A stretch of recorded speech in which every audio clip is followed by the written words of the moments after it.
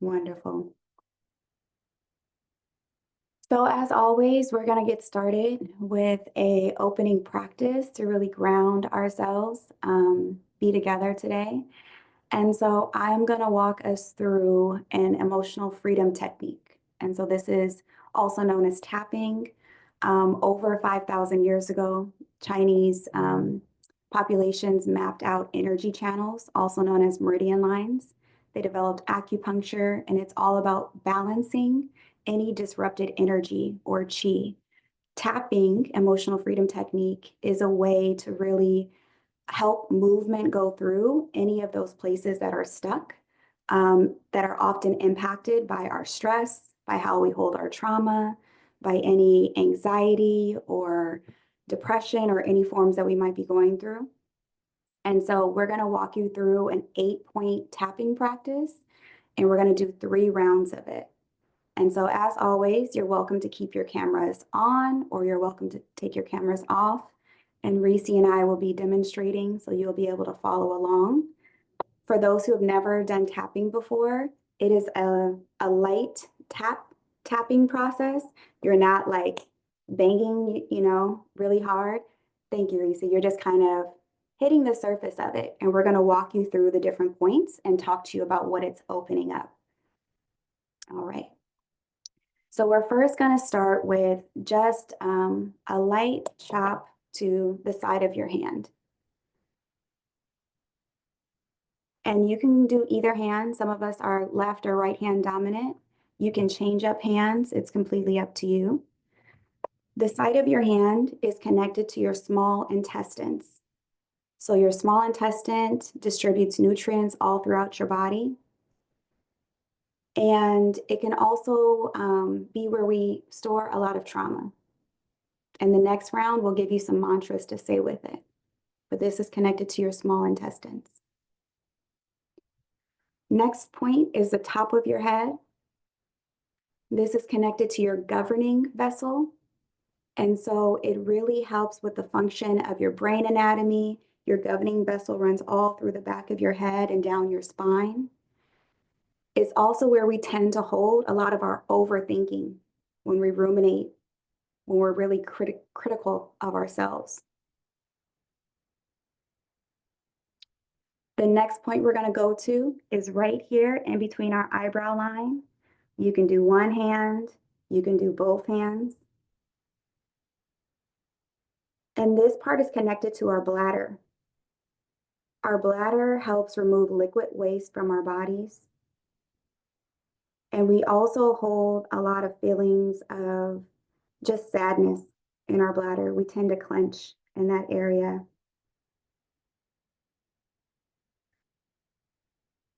And just notice what's coming up as you're listening and as you're tapping. The next part is the outside of your eyebrows, right here. And this part is connected to our gallbladder. Our gallbladder aids in digestion. It's connected to the bile in our liver, so really detoxing. And it's also where we hold a lot of our anger, right?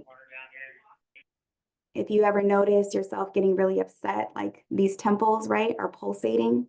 I can feel my temples out right now. So just tapping and noticing. Again, one hand, both hands, it's up to you.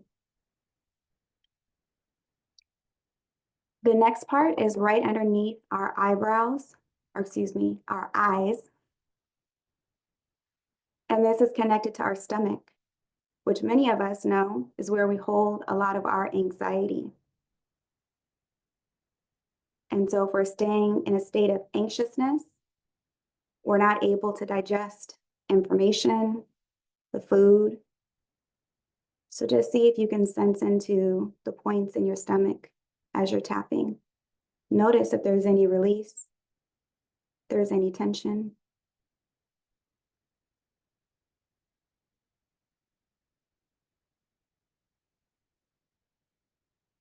The next point we're going to go to is right underneath our nose, above our lip.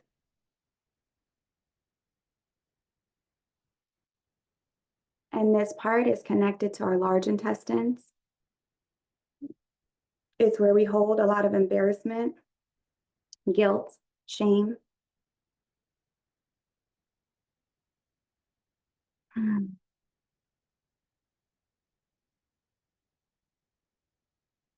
Mhm. Nice release. The next part is underneath our bottom lip, above our chin. This is the conception vessel. So it's connected to our reproductive organs. It's another place that we tend to hold a lot of confusion, uncertainty, shame.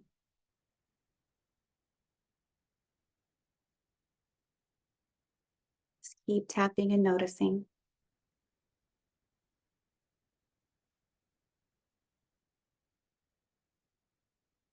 Next, we're going to our collarbone. And this is connected to our kidneys, how our blood moves. It's also related to our willpower, our ability to handle hardships. It's where we can feel really indecisive and stuck. For many of us, our shoulders, our necks in general is where we hold a lot of stress. So you might start to feel some of that opening up just by tapping on your collarbone.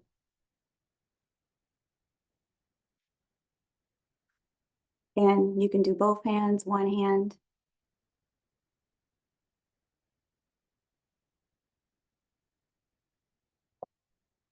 And the last one we'll go to is right here underneath our armpit on either side. It's a little hard to do both sides, but you're welcome to it. And this is our spleen. Our spleen sends nutrients throughout our body, helps maintain our muscles. Taking a deep breath in. It's where we hold our sense of ourselves, our self-esteem.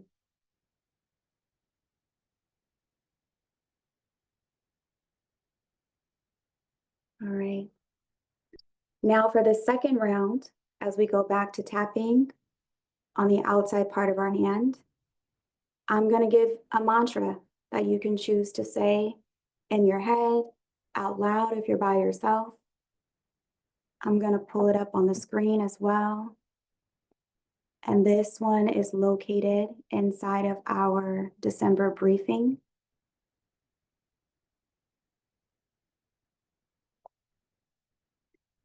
And the mantra that you're going to say is, even though I experience, and there's a certain emotion that might come up for you, because whatever that emotion might be connected to, I fully love and accept myself. Because we're rewiring our anatomy, right? We're rewiring how we hold these emotions. And just for today, I live in peace, gratitude, acceptance, whatever you want to fill in. So I will say some prompts. You can repeat after me, or you can make it be true for you. Even though I have experienced pain in my life because of the community, the family, the environments that I've been connected to, I fully love and accept myself. And just for today, I live in gratitude. Top of the head, where we normally have that inner critic, that overthinking. So even though I experience ruminating thoughts, because it's hard for me to let go of things, I fully love and accept myself. And just for today, I live in calm.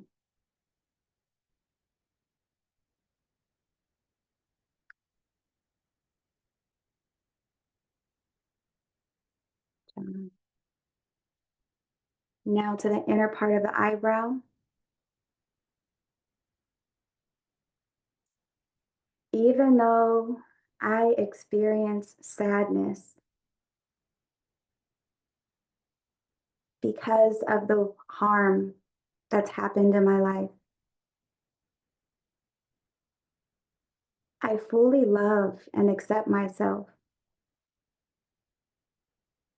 And just for today, I live in release.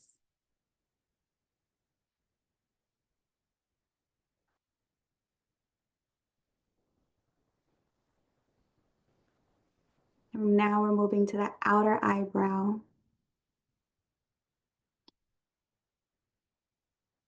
Even though I experience rage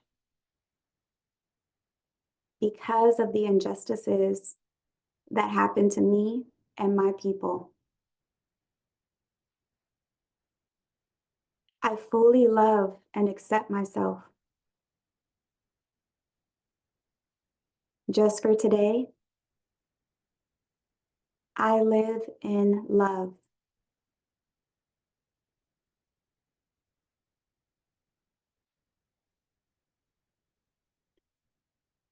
Under the eyebrows,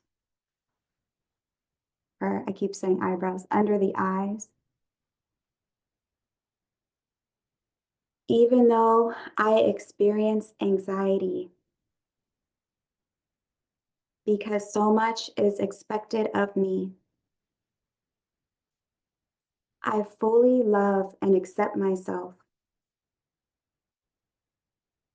Just for today, I live in peace.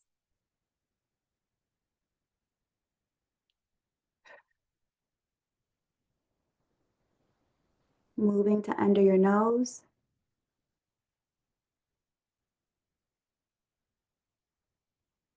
Even though I experience feelings of overwhelm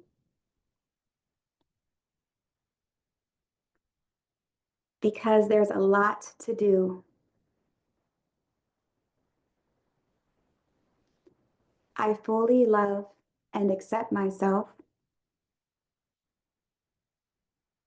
And just for today, I live in surrender.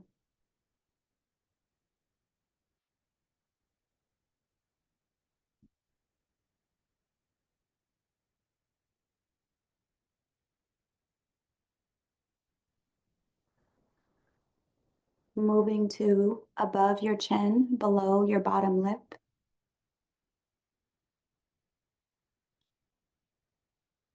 Even though I experience challenges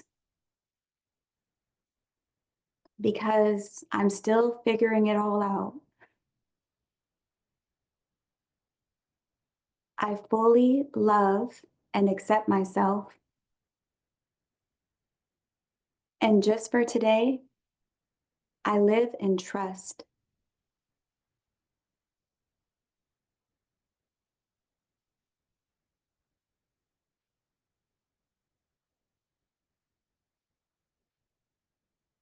Moving down to your collarbone. Mm. Even though I experience the weight of the world on my shoulders, because I am a leader in my department, in my village, in my community, in this field, I fully love and accept myself. And just for today, I live in being held.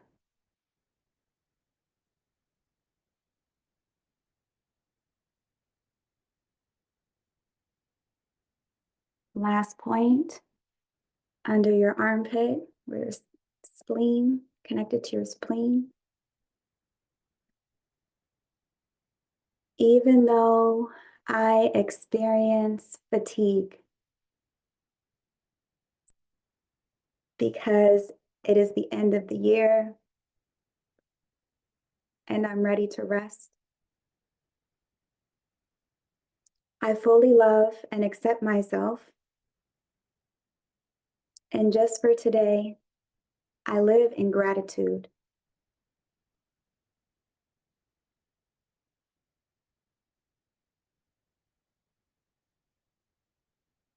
Take a moment to breathe, to notice,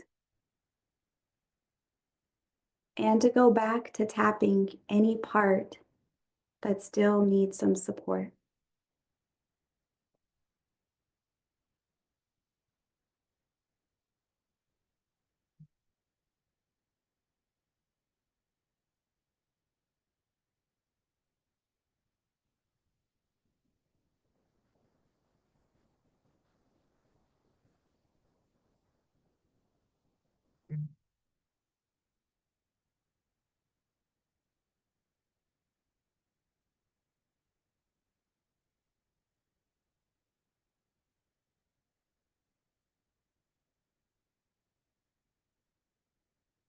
Okay.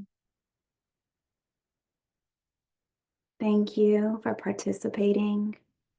Reese is going to walk us through our writing practice so we can have an opportunity to let this continue to flow. This image is in your December briefing in case you ever want to come back to it.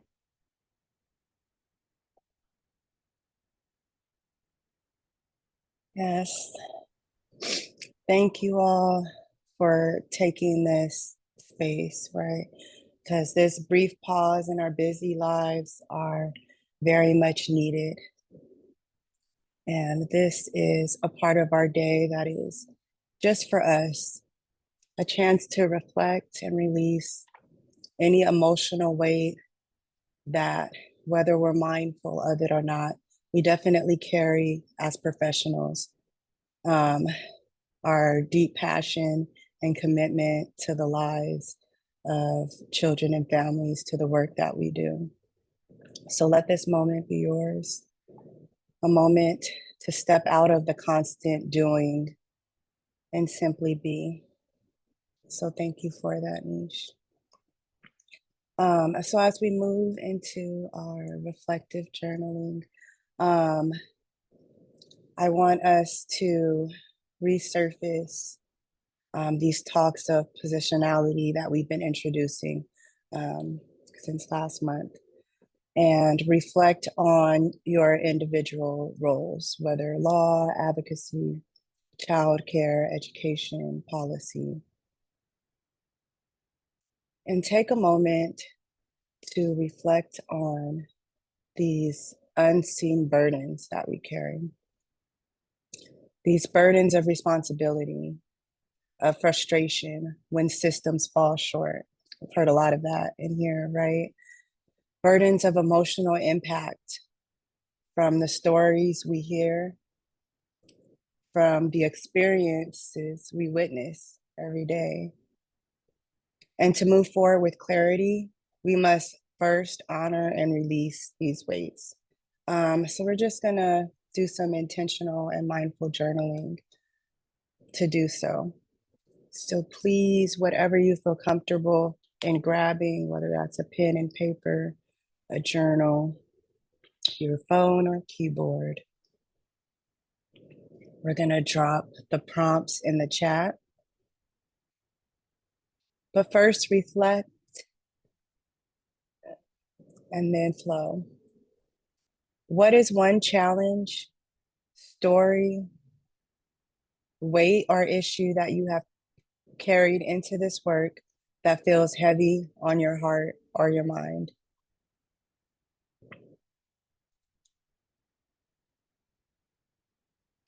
Reflect on how this challenge has affected you emotionally, mentally, physically, spiritually.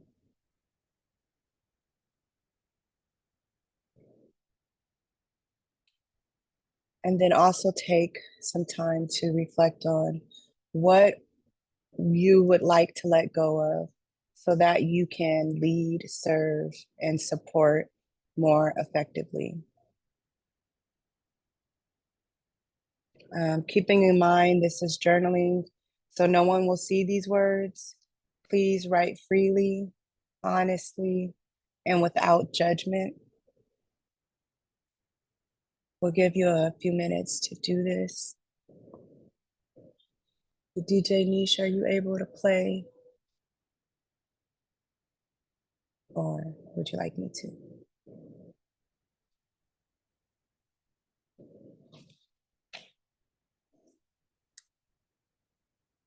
I can play. Appreciate you. Mhm.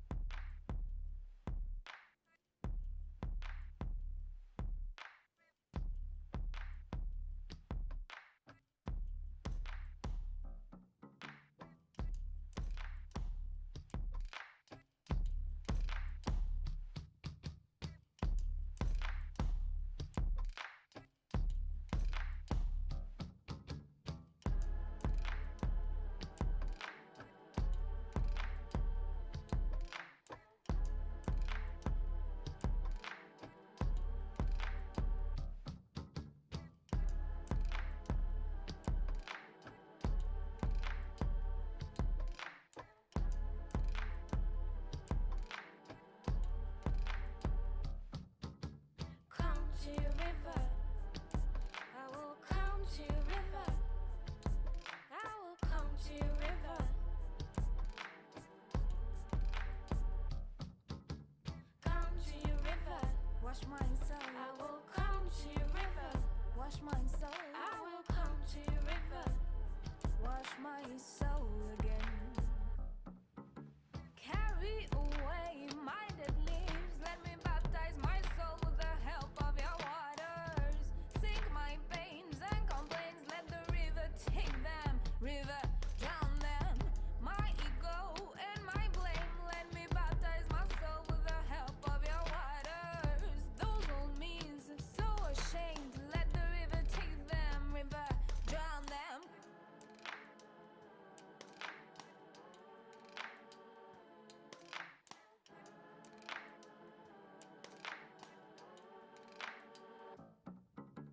Come to your river. I will come to your river. I will come to your river.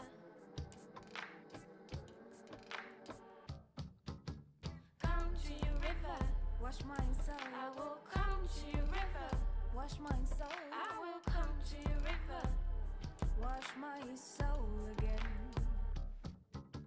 Carry away my old leaves. Let me baptize my soul with the help of your waters. Sink my pains and complaints. Let the river take them. River, drown them. My ego and my blame. Let me baptize my soul with the help of your waters. Those old me's so ashamed. Let the river take them. River, drown them.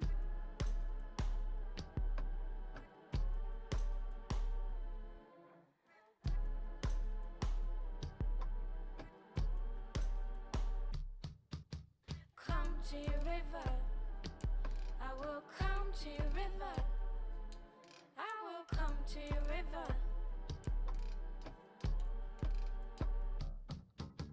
Come to your river. Wash my soul. I will come to your river. Wash my soul. I will come to your river. Wash my soul again.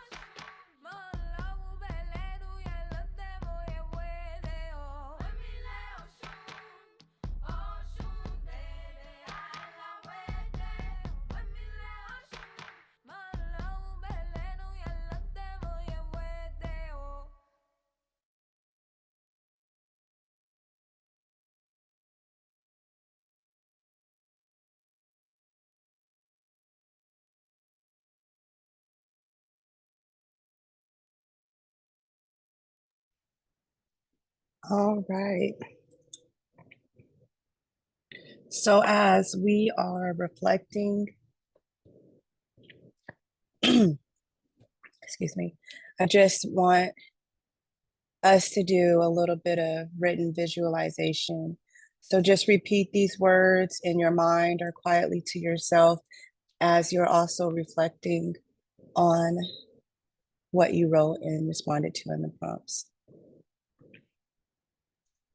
I release what I cannot control. I honor my commitment, knowing I do not carry it alone. I trust my ability to lead with compassion, strength, and clarity. I allow space for peace and renewal in my work, in this committee, and in my life. I am making a difference, and that is enough.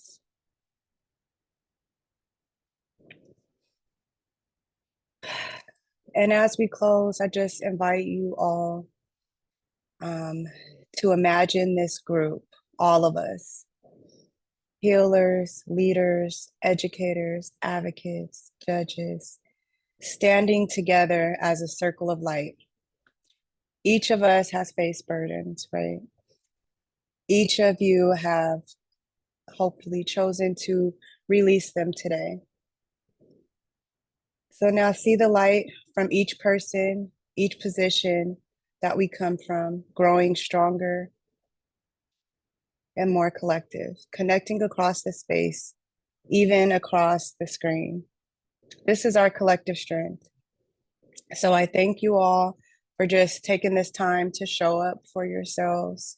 You know, I call it practicing what we preach in all of our different roles, right? We are encouraging the youth, the family, the children, others to be intentional about taking care of ourselves and slowing down and being more mindful. So I thank you all for just taking the time to do that for yourselves. All right, let's get into it.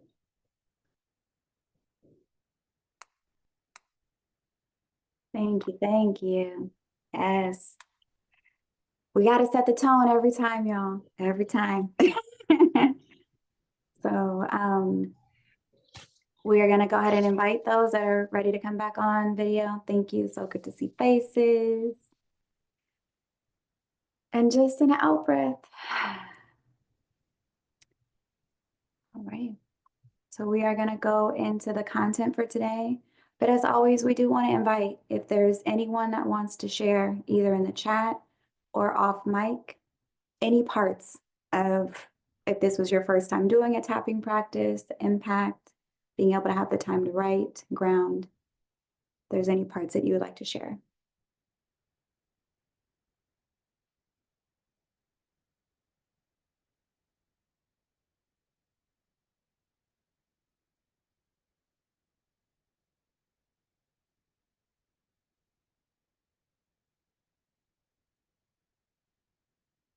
I just think the, excuse me, the tapping was a nice way to get back into my body and start feeling grounded. Because like you said, I think a lot of people are already in the mindset of the holidays. And so it was just nice to kind of recenter myself and be like, I'm here now. Mhm. Thanks, Jenna.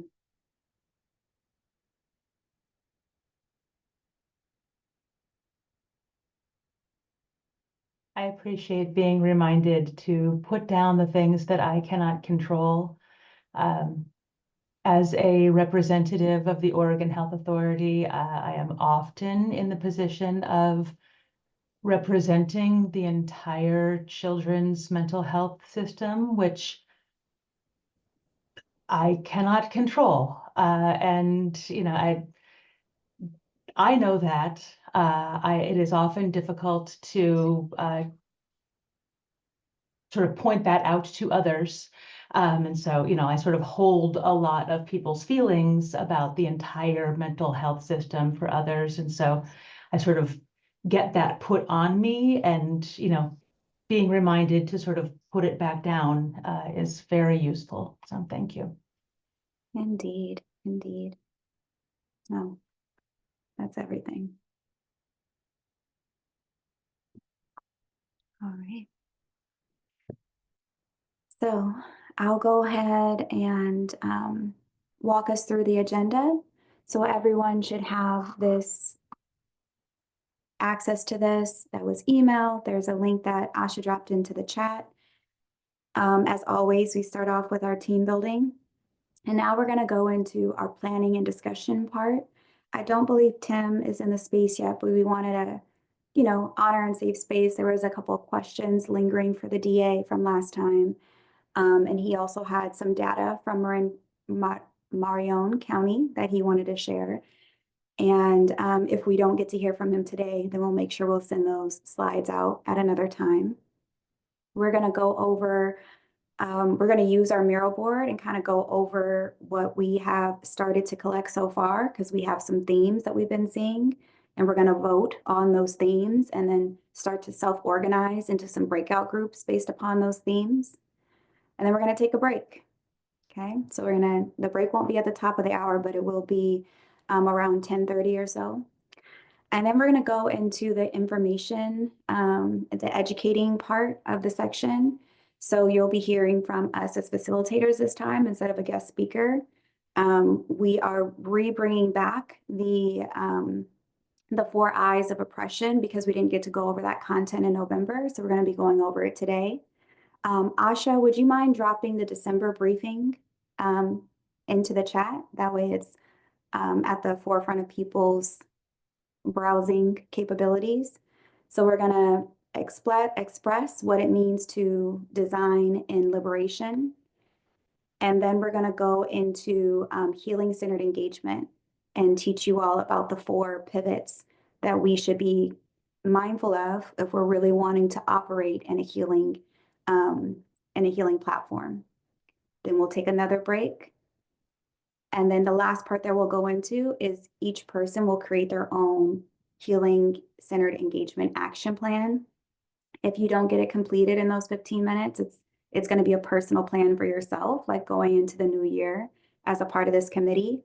And then we will be sending out a survey, as we said, because we're really trying to capture the best flow, as this first part has been all about data collection and getting on the same page and forming as a committee. This next part, January through March, will be a lot more about action. So now we're starting to put things into practice, develop the connective tissue around those pieces. And so the survey is going to be a lot about, like, where do you see yourself and how should we be moving forward as a committee? Right. So let's get into the mural board. Shannon, what's the best way? Should you share or should I share? Oh, awesome. Thank you.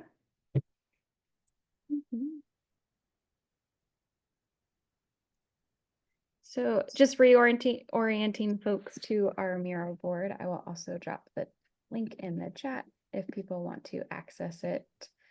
We have sort of our like landing page home space where we've created some foundational things, and this frame needs to move and it's bothering me. I'll fix that later. And then if you zoom out, you'll see lots of notes that you all have taken throughout that we've captured. So all the work group notes, all that good stuff. And then up here, we have started to kind of synthesize some themes based on all of your insights and questions and reactions. So Nish, do you want to talk a little bit about these? Yeah. So anytime that we're doing work as a collective, we are trying to identify what is the impact or goal that we're coming to. So for those of you who have been a part of this committee since the 1st of October, October we spent a lot of time like hearing back from legislative liaisons around what are we trying to do? So we just put together a really brief working statement that we can add into as a committee. But this committee is dedicated to developing a pathway and identifying the evidence-informed resources needed to support children, youth, and families that are navigating concerning, complex, and problematic sexual behaviors. So this is the all-encompassing, that it's creating a pathway or identifying what is a pathway for that 0 to 11, for that 12 to 17, but also how we're supporting the families. And that it starts with understanding what are like healthy sexual behaviors, what are concernings, and where do we need to provide resources and supports. We are still working on developing the population statement. So as we spent a lot of time in November was gathering data to better understand what does this population look like. What we see is that it's primarily male, but there's at least 10 to 15% female from all of the different grids that we were provided. And we want to dig deeper into like, what are the racialized groups? What are the ages? What are the family compositions? The ACEs indicators. So we're going to create a statement around that by the time we come back together. And then what we spent time doing was looking through all of the notes from the last 3 months, 2 months, 2.5 months, that you have each taken in your breakout group time and just in the general conversations. Asha, Reese, and myself take notes whenever we are convening as a committee. And so these are the 6 different themes that we've identified as possible work groups for us to be able to start to address the goal statement that we have above. So there's developing community. So that has to do with like the resource cultivation. And we have some working definitions, and I'll go into that in a moment. There's developing community liaisons, which is a little bit different. There's designing a response system. So who should be in charge of that? Statewide, regional, what should that look like?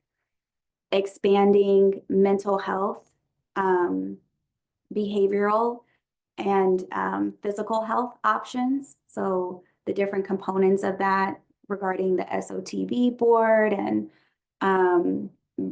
really being able to address the behavioral and mental health shortages in Oregon. Then you have funding streams. So this has more to do with looking at how CAMI funds are divided, how we can tap into victims of crime funding, state and federal based funding. And then there's also the community and provider education part.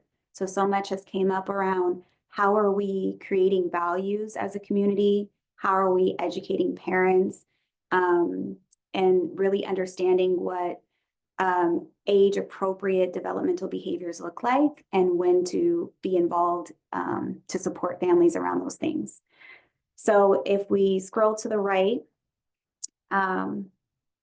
what we did was we kind of developed a little bit deeper into these, some descriptions, right? So that way you could really see what does this encompass and who some of the experts are that are connected to that we've been hearing about so far. And what are some of the goals? So these are goals that have came up in your notes, right? Of what this committee wants to see happen. And so I'll go over this briefly. And then what we're going to do is start to like have conversation and say, are we understanding this correctly? Do we want to merge some of these, split them up a little bit more? So with the developing the community, which is the resource cultivation part, it's really looking at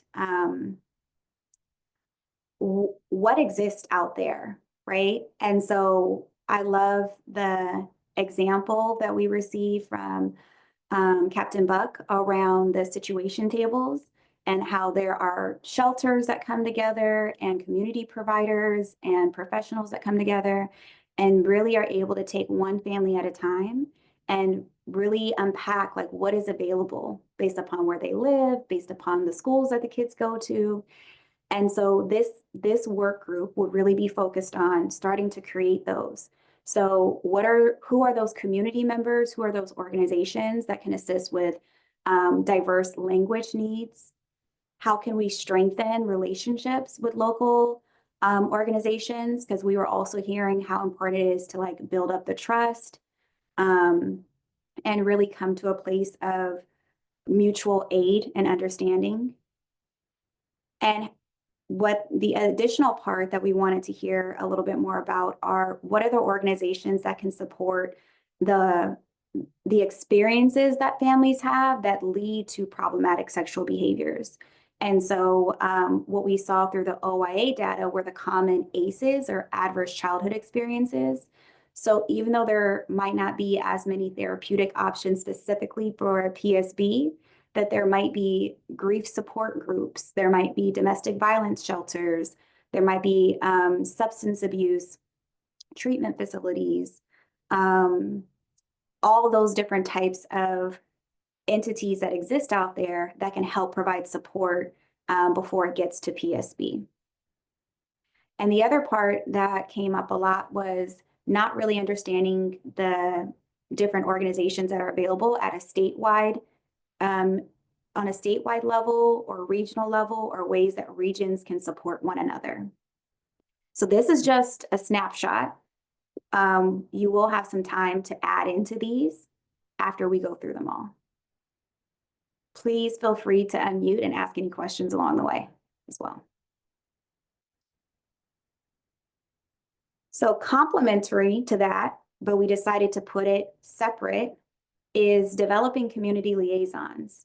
So what came up a lot was that there needs to be actual community liaisons to help bridge gaps between key agencies, between schools, between community-based partnerships, and really have help ensure a better communication and coordination. We heard how child welfare changed their response policy and that there wasn't an equal understanding across the board of, you know, why that happened or what it should look like now. So really starting to develop and identify who some of these key community liaisons could be to be a part of the bridge building. Ellen. Hi, thanks. So prevention kind of fits in through all of these goals, doesn't it? Yes. So, I mean, so not losing sight of that. I just felt like that was important to maybe call out because it seems that especially with schools and medical providers and the partnerships, we'd want to build the ability to stop this before it actually occurs, or the awareness. Absolutely. Thank you for uplifting that key point. Prevention and early intervention. Yeah. Definitely is a through line through all of this. Okay. So work group number 3 is going to be about really focusing in on what should a response system look like. So this work group would really start to help us identify the pathway. When we come back together in January, we will have a mock-up for you of what your pathway currently looks like from what we've been hearing from the experts and presenters that have been coming in. And then this work group will be centered around what should the pathway now look like, right? So should that be creating a statewide infrastructure to provide consistent, proactive support across all 36 counties within Oregon? How can we better address the gaps in early intervention systems? We heard so much about how young people might be identified, you know, at the age of 6 or 9 or what have you, around starting to have some concerning sexualized behaviors and referrals being made, but they're not being like a central entity that's gathering and tracking that youth and that family. And so what ends up happening so often is that you see that youth as a teenager come back into the system, but through juvenile justice. And so what should the pathway and response really look like? And so some of the parts that have come up throughout the notes have been like, should there be a lower threshold support system? So having kind of like that tier 1, tier 2, tier 3, the situation table model was brought up, those kind of things. And then the fourth work group would be funding streams or expanding mental health, either way. So expanding what are the resources that are available. I loved how when we had, I can't remember with one of the presentations, I think Justine was just sharing like, oh, these are some therapists that we commonly use. And then we were able to hear from like Jenna and folks at Higher Ground, like, oh, can we get access to that list, right? So really, this work group would look at the existing Oregon revised statutes that often what we're hearing is create red tape for accessing services. And then really understanding why those came to be, you know, what is the intention of those, maybe making recommendations of how those can be changed, right? And how can we better wrap around holistic and comprehensive supports around children, youth, and families. And so really bringing in a lot of that evidence-based practice modalities that have shown to be really helpful. At the heart of it, it's around educating and regulating behaviors. And so really helping to get to like the core, right? Like this is really what families and children and youth need. For each of these, as we said, like we have like the description and then we have like some experts that we've been hearing about. And in the survey that we provide, we're going to ask you if we want to bring those experts in still so that every time we meet, we're still having guest presenters, or if we want to trust the work groups to be reaching out and convening with those experts on the side. So there will be opportunity for you to weigh in around how we go about this. But these are just the descriptions for now. And then the sixth work group theme that came up is around the funding streams, right? So really looking at addressing what are some of the funding limitations. Maybe there's ways in which, you know, we talked about how there's 5 MDTs for the 36 counties. So what's happening with the other 31 counties? Are they utilizing their funding? How can that funding be distributed, you know, across the board or be better accessed? How can we secure more flexible resources? So there's some experts like Robin Reamer with the Oregon Department of Justice that we can engage with. And like I expressed before, like it's not just about CAMI funds because you can look into other funding resources. We could technically hire on grant writers, you know, if there's state or federal grants that we want to appeal to as well. So there's different things that we can put forward that we want to see happen and bring in additional resources to provide that. Okay. And the last work group committee is around that community and provider education. So this came up so much. I think I was hearing that mainly the child advocacy centers and the school districts are providing this education, but it's not in a uniform way. And so what could that potentially look like where we enhance the education and the training for communities, so family members and kids, but also for providers, and start to build a shared understanding of what healthy sexual exploration and family supervision should look like so that we can improve the responses. And so Shelley, you know, came and presented to us, and she has lended herself to be a reoccurring resource if we want to bring her back in or work with her directly around these things. All right.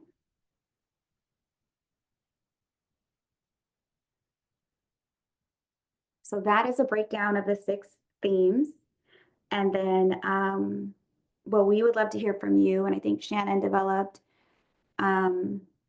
a little interactive activity to kind of hear where do you fall along this continuum of, yes, these are the 6 themes. These are close, but we're kind of off the mark. Maybe we want to combine some. Maybe we want to break some up apart a little bit more.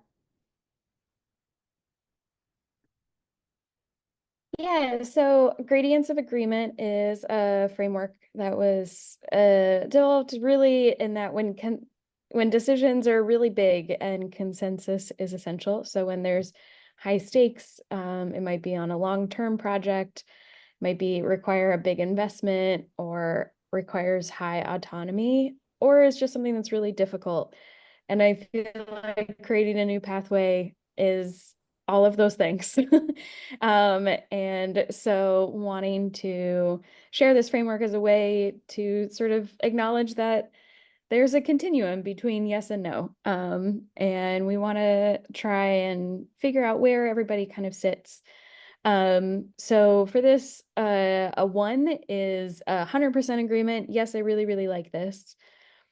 2 is agreement with like a couple minor changes. It's not exactly the right 6 themes, but it's good enough for us to get going. A 3 is I can live with this.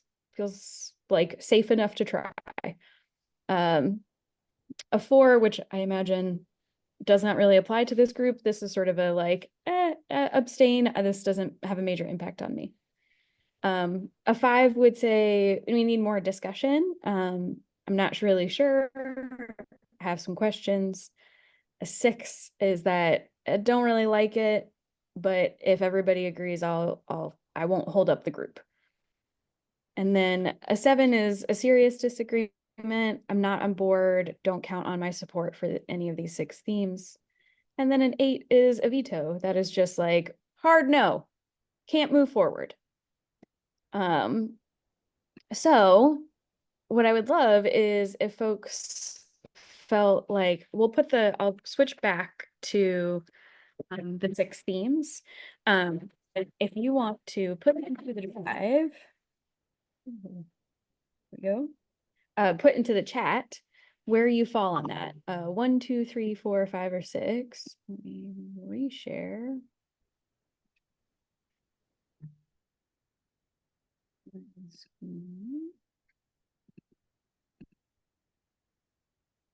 So 1, 2, 3, 4, 5, 6, 7, 8. Again, a 4 is probably not applicable because that's sort of, it doesn't apply. This decision doesn't apply to you, of which this decision applies to everybody. So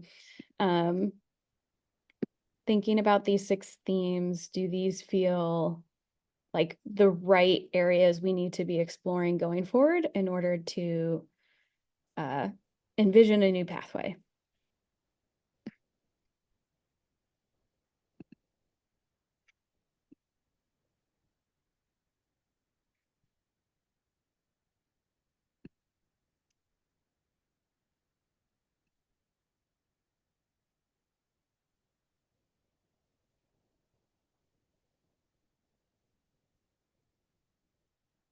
Thank you, Jesse.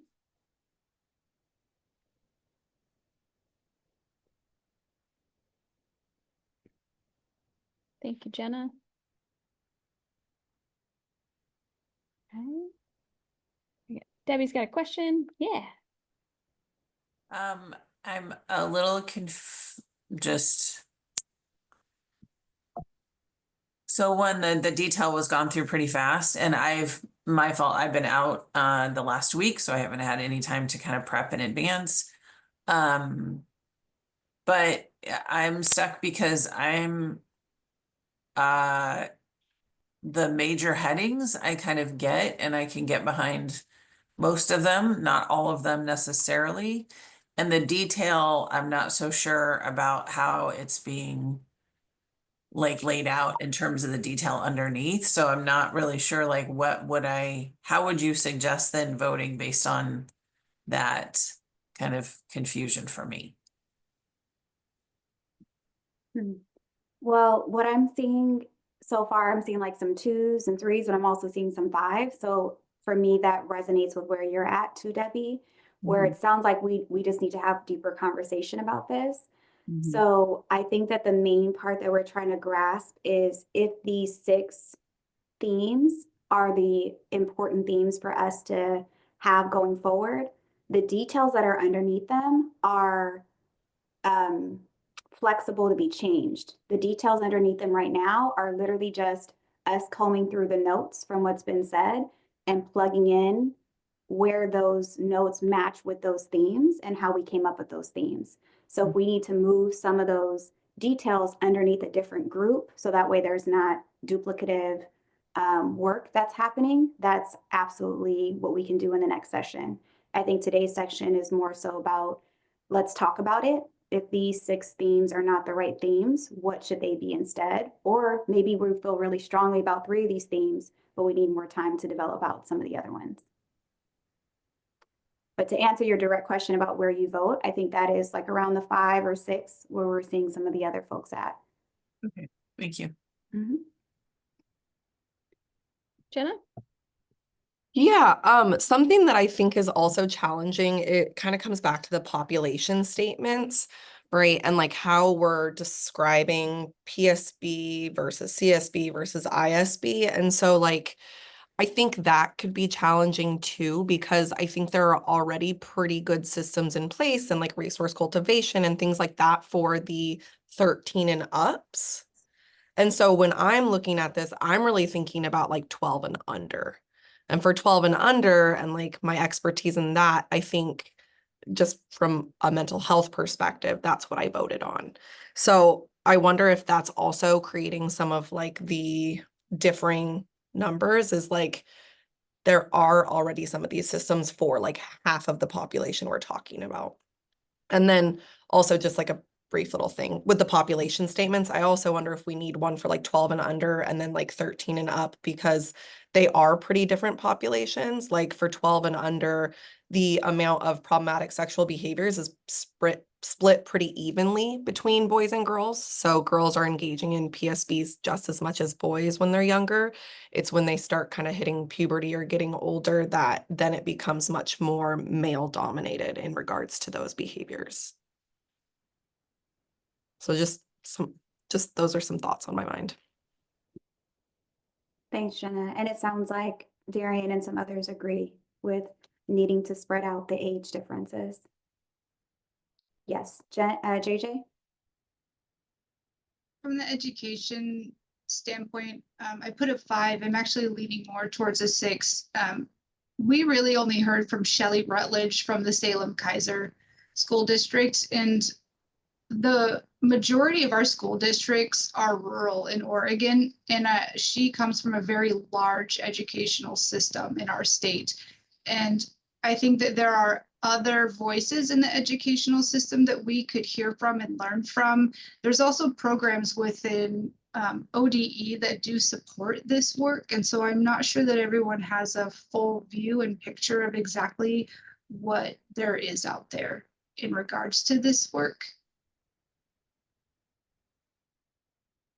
Thank you for sharing that, JJ. So what would be really helpful for us is if certain folks could take leadership in identifying who additional voices that we want to hear from. So on the survey that you'll get at the end of the session, there are at least like 5 other experts that people have emailed us that they want to hear from. But then we also hear that hearing from too many voices in each session is too overwhelming. And so that's what we're trying to get a better understanding of, if we need to continue to hear from more diverse voices. So I'm hearing like diverse school districts that are more rural. So we're not only hearing from one school district. As we said, there is folks have suggested to us to hear from Devin from Higher Ground about the SOTB board. Also Robin Raymer from CAMI. And so I'm just expressing, right, that there is both the desire to hear more voices, and we want to be able to capture that. And also we need to know who those voices are. And so for folks to let us know, right, like here are the specific people that we would want to invite into the space so we can make those partnerships and linkages to do that. Or is it a matter of gathering certain information from them and bringing that back in?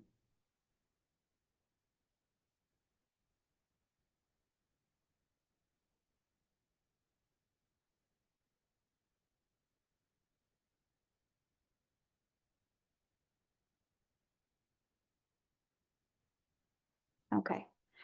So I'm seeing that from those who have responded, most of the folks here are, Shannon, could you put back up the radiance of agreement?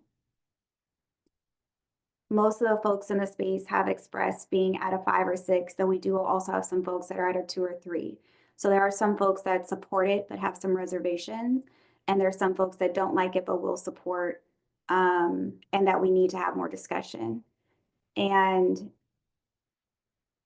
I'm curious as to the best way to go about that right now.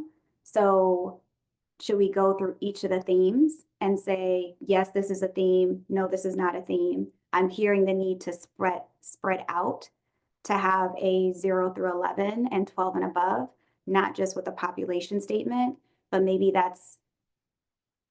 is that something that we should carry through each of the themes, or only for the designated pathway? So just kind of putting the mic in the middle for us just to start to have discussion about these themes, because it sounds like that's what we need to have right now.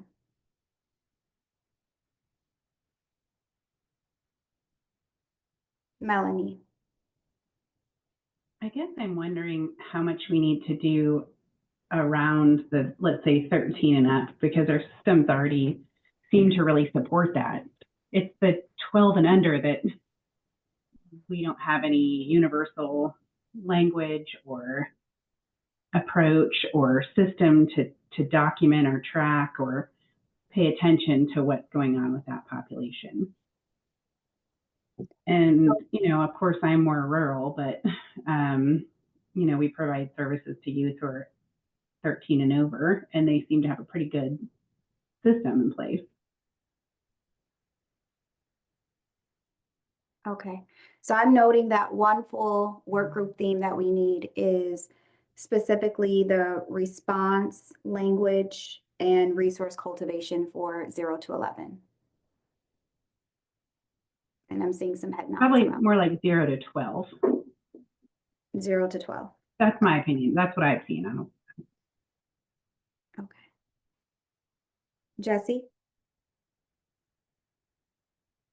Yeah, one of the things that I was thinking as you're kind of going through the different themes, and folks can tell me if I'm completely off base, is I think when you were talking about sort of the statistics and how, you know, sort of the percentages of, you know, we keep talking about the percentages of males to females in this population. And this kind of goes to like what Jenna said. In younger children, the numbers are more equal. As children get older, it separates into the more problematic behaviors that we see are the ones that fall into the ones that we prosecute as crimes. And what I was starting to think about is the female behaviors start to look more like, you know, putting themselves on the internet into, you know, kind of dangerous sexual behaviors, things that are not necessarily crimes. They are still problematic. They are still dangerous. They are still, you know, they're being victimized in other ways rather than victimizing others, perhaps. They're not crimes. And so as if we're looking at things like supports and mental health supports and, you know, and finding ways to have a system that is, you know, not judgmental, and finding these kids when they're younger and being able to sort of, you know, have them get the supports that they need. I'm wondering if maybe there are, if there's a conversation that we're not having around the girls that are not coming in through the juvenile justice system, but still need to be tracked and have, they have the ACEs, they have all the same things. We're just not talking about them. Such a good point, Jesse, indeed. Because we continue to have that conversation too, that there's, even as we're gathering the numbers, that there's unseen numbers that have their own story as well. And so really uplifting the girl population that's older. Thank you for sharing like the ways in which the sexual behaviors might look like exploitation and things of that nature. Just also tracking the numbers for 0 to 11, the ones that fall under parental neglect as opposed to sexual abuse. That's a whole nother list that we haven't been able to nail down. So uplifting those things too. All right, I think Justine and then Ronica. Yeah, I was just typing a comment in the chat too, and I don't know that I have a clear, I'm gonna I'm kind of processing out loud, but just in this conversation about, and I think Debbie Martin's point in the chat kind of gets at it too. Like, while I agree, I think it's really important, as you kind of highlighted, Jesse, to differentiate like the things we consider criminal and like get processed through that system and the things we don't. There is differences in ages for the most part, but it's not always a black and white line. And so I just really want to make sure while we talk about kind of this group and this group, we're also acknowledging the gray area and thinking about those kiddos with developmental disabilities or who are just functioning lower than their age group, right? Like not all 14-year-olds are the same. We all know that. And we don't have a clear line written in Oregon that says things that kids do under 12 aren't crimes, right? We don't have that black and white line written anywhere, kind of in law and while our process often looks at it that way, I just really don't want to lose that gray area as we're talking about it. Thanks, Justine. So I have.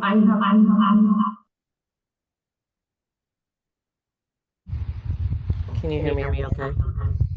It still has an echo, but I think if oh, go ahead and try now, Ronica. I don't know how to manage. Oh no, it's perfect. We can hear you well now. Awesome. Okay, great. Okay. Sorry, we had some conference room public space fiascos this morning. I have two things. One of them may be individual, and so I apologize if it's just me. I am having a hard time kind of on the Miro board being able to see and get the breakdowns of these 6 categories kind of like side by side and spend a minute to think through them. Like I'm seeing a few themes that possibly could and should be considered to be combined in terms of navigators and pathways and like different things, but I'm scrolling back and forth and having a hard time side by side. So if they're available in another format, if you could point them out to me that I've just maybe missed somewhere.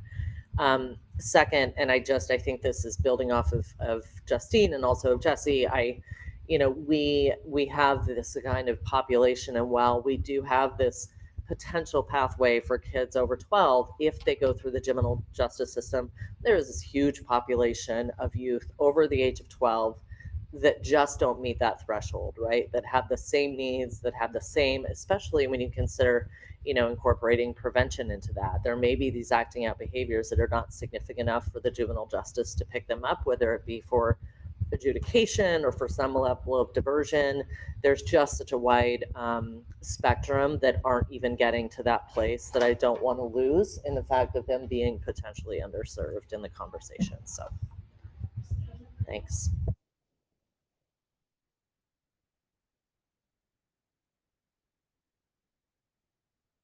Thanks, Ronica. So in relation to if there's another area where these notes are, there is not. So what we're thinking about doing is combining the notes and then putting them up on our website under today's session after this. The Miro board is our try to be able to show interactive and in a live way, because not everybody has access to Google Docs. But I know Shannon is wanting to help with troubleshooting for folks that are still having challenges accessing Miro. And so I'm not sure when the best time is to do that. But that goes to your first question. So I'll pause and let Shannon weigh in, and then I can answer the second one. Yeah, I can, I have them in a Word doc and a PDF. I'll just drop them in the chat now so you can get them, and then I will also put them on the website. Thanks, Shannon. Appreciate that. And then for your second, it actually was a statement so important. It really brought me back to Debbie's presentation, how she showed the grid, right? And, I can't remember off the top of my head, but out of like the 1,000 referrals, 200 end up going to get prosecuted, and then like 188 end up, in OIA. But there's all of those other young people, right, that Ronica said, like, don't meet that threshold. And then there were some questions we still had about how the DAs in those different regions, what additional supports are provided or what the outcome is. But again, just revisibilizing how many populations are not included in these numbers, but do also still need the supports and infrastructure, both for the 0 to 12 and also for the 13 to 18.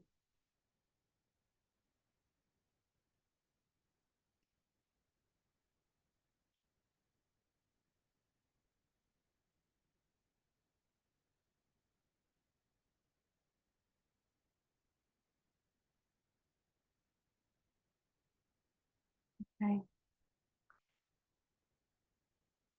Well, it feels like folks need more time to sit with the information because it sounds like there's things that want to be meshed together, new themes that are emerging, specialized interest with different age groups and genders and things of that nature.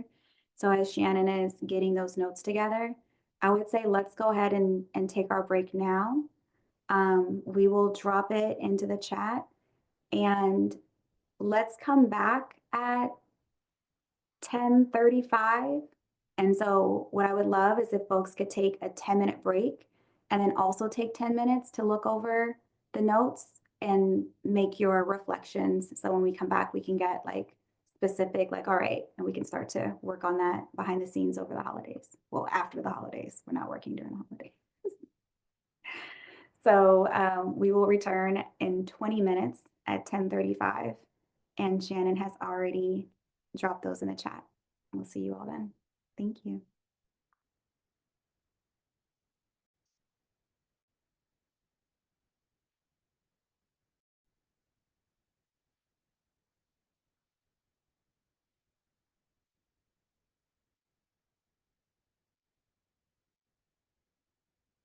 Thank you, thank you, thank you. So Shannon's going to facilitate us through some reflections from looking over the notes. And then we're going to go into the educating part of the section. I do want to say that I'm received some DMs over the break and I'm going through those now. So thank you. And some folks that did need to leave early, but they've shared their reflections with some other members in the committee. Great. So I would love to start with folks who are feeling a little bit further on the continuum. So maybe who are at like a 5 or a 6. And before like Captain Buck hopped off, he sort of explained like what would get him closer to a 2 or 3, which was for him, it was like combining some of them and primarily and having particularly a theme that focused really on 12 and under. So those were like the changes that would like bring him to like a 2 or 3. So we'd love to hear from other folks who were at a 5 or 6 of like what would bring you closer to a 2 or 3? What would those changes need to be?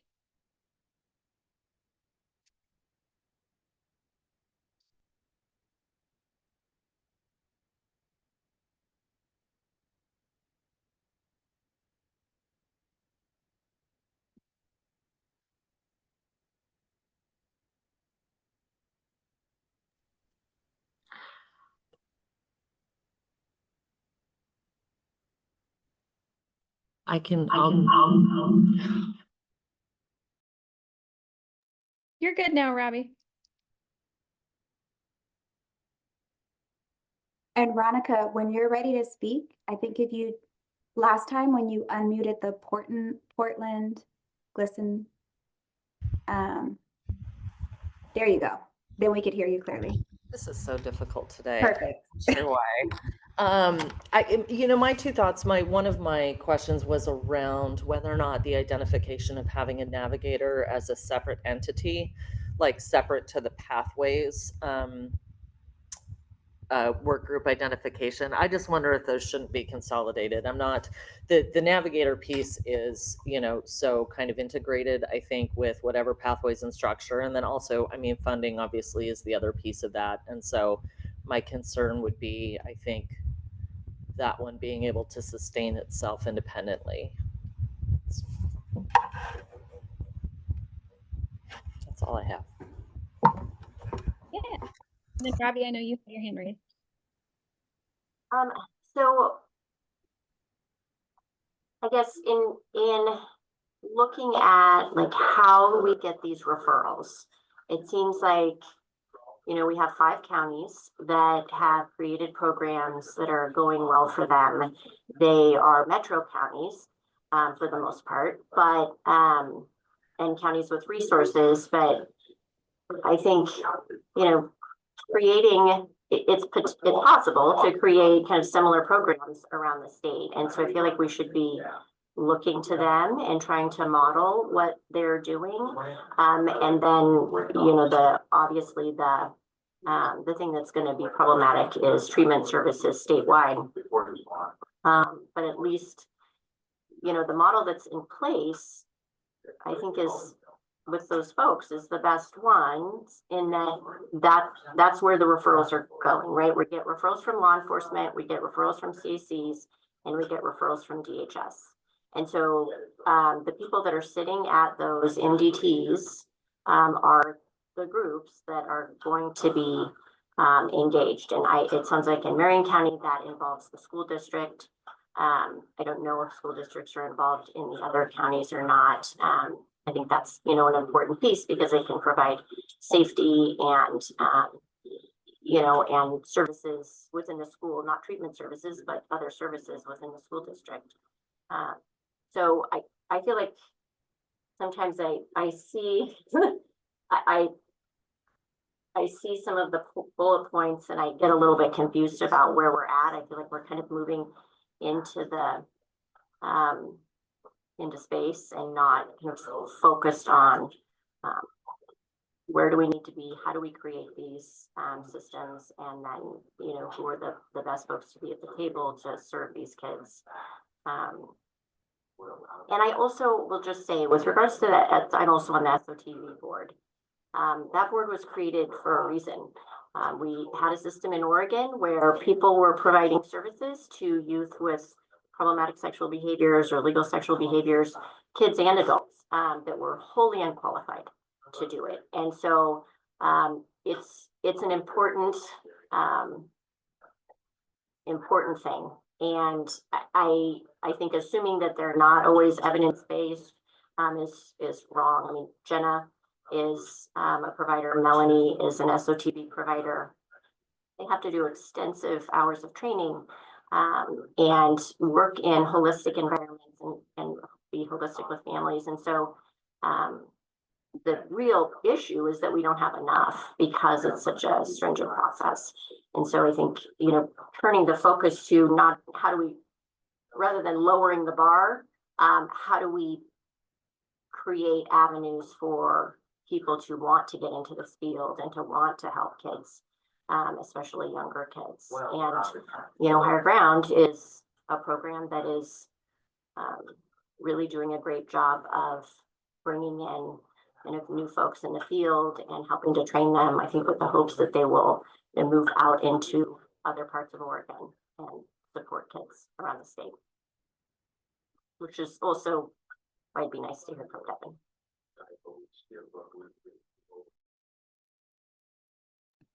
Okay, so some additions there, definitely pulling out in some of the descriptions and points there to clarify and add for sure. Yeah. And then Justine, you had your hand up, but then it went away. So just checking. Yeah, I guess I definitely agree. I think in pausing and like slowing down and reading a little bit more. So thank you again for sending out those notes. I think I kind of agree with a lot of what Robbie's saying around, I think my concerns are mostly around the descriptions and the goals and expanding those and making those concrete. But I would say I agree with Ronica. I would support combining developing community liaisons with designing the system response. I think that feels really aligned and connected. But yeah, I think I'm moving more towards feeling okay about moving forward, but with there being kind of a plan and clear next steps around looking at the descriptions and getting to agreement about what the goals are. I think that's where I feel more towards a 5 or a 6, but in terms of the themes, I'm feeling more like a 2 or a 3. Super, super helpful. Yeah. And then JJ? Just going off of what Robbie was saying, looking at the some of the goals that are in here, just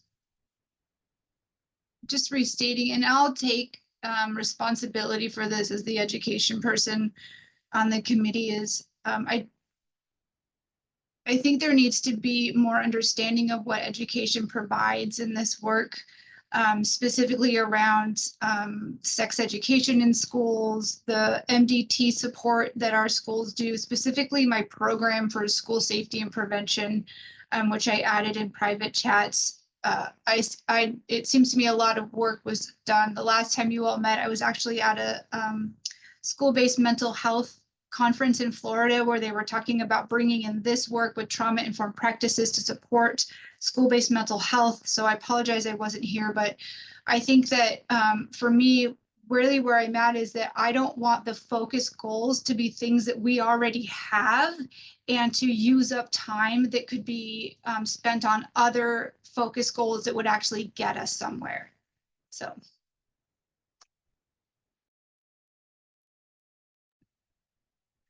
Got it. Okay.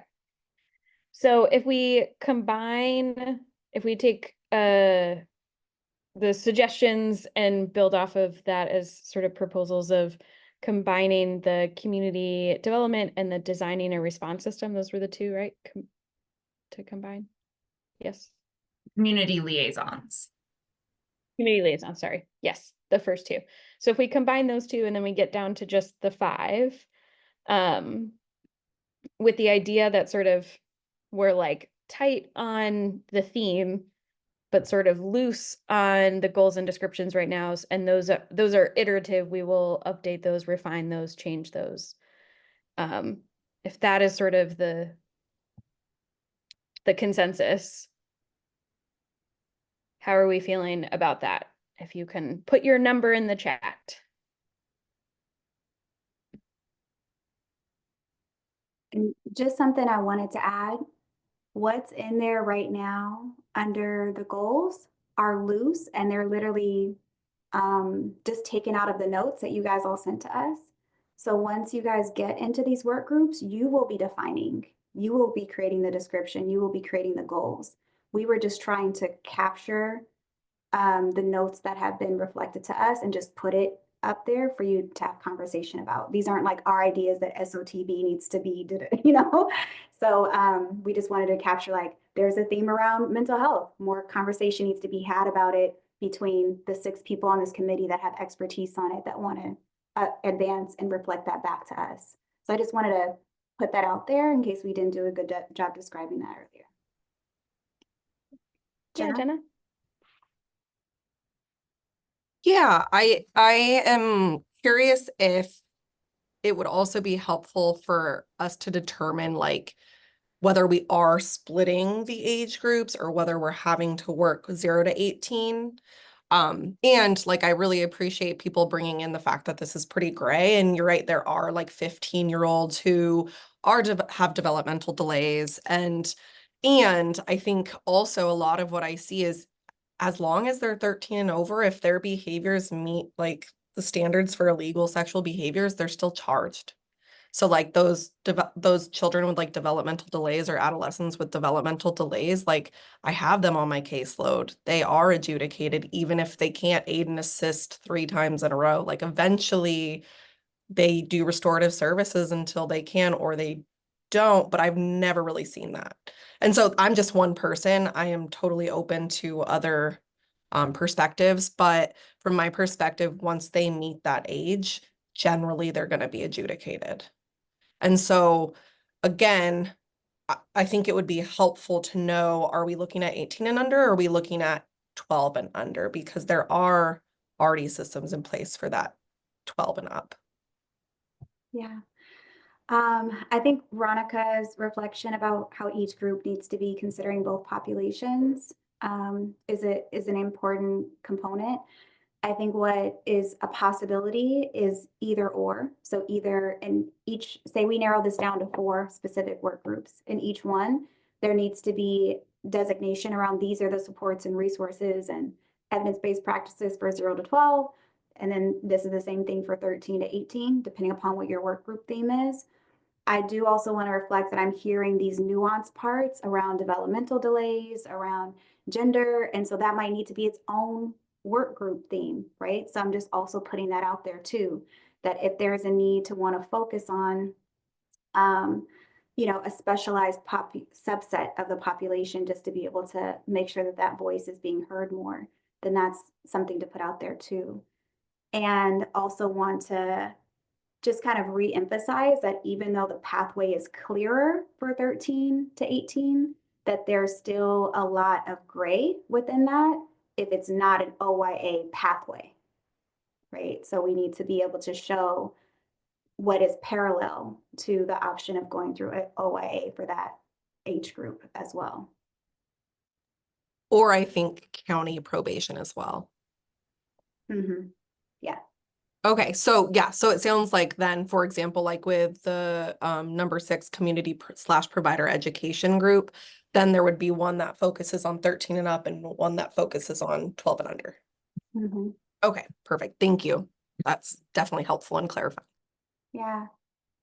And JJ, I'm really excited. Like, thank you for the DMs. Like, I was over here taking a bunch of notes from what you sent me. But I'm really excited to hear more about the different ways that the school specialists have the MDTs within the school systems. And I know we heard, you know, a small segment from Shelley before about how CERC is an evidence-based national model and training is provided to all the districts, but, you know, just ways to be able to better utilize the resources within schools, especially in those rural areas. And so really starting to bring in those connective tissue parts, I think is something that I'm excited to hear and learn and grow alongside you all in these upcoming months. Kristen? And that's great that you guys are also going to conferences where you're literally learning of more resources as this is happening in real time. And so being able to bring that knowledge and expertise into the space too. Kristen? Thanks. I'm just still kind of trying to wrap my mind around all these themes and then how we actually want to do our work once we kind of have our work groups. And you know, we were talking about potentially joining up 2 and 3, but you know, I wonder to what extent 4, which is really about the SOTB, kind of falls within group 1, which is about resource cultivation. Because you know, we heard from Robbie that there's a history of why the SOTB has been formed in the way that it has, and maybe there's opportunities to create sort of a tiered system or something of different types of provider qualifications or certifications or something. But it seems to me that there might be opportunity within kind of developing community and resource cultivation to tap into those providers to say like, hey, would you be interested in this? And so I just wondered when I was looking at this PDF during the break, if those two might actually fit together naturally, or if they really are so different that they should be in their own themes. That's a good question. Well, I'll leave that open to the group to decide. I think that one of the pieces within that is what was coming up for the first group to be brought together under the community resource cultivation is just finding out all of the different services that are out there. So there was like wanting to know more about like culturally responsive services and language services. So it's more expansive than just a mental health focus. And so that was the initial concept of spreading those two out. And what we're really hoping for going into the new year is that there's going to be work group time and time to come back together. So there is the sharing of the resources and the knowledge. So even though you might be a part of one or multiple based upon your time and energy and capacity work groups, that it's not like you go off in a silo for the next 6 months and then come back with your recommendations, that those different work groups are going to be coming back so we can share and have discussion and do the deepening to really create out this pathway. That's really helpful to sort of have a sense of where we're going. They do seem, I think all of this is obviously related, of course, but maybe expanding mental and behavioral health is you know, there's enough sort of depth and breadth within that theme for it to really be its own theme. I just sort of wondered what other people thought about that, because that was just kind of my initial reaction. Yeah, no, that's a good question. Any specific reflections related to combining the resource cultivation and the behavioral and mental health?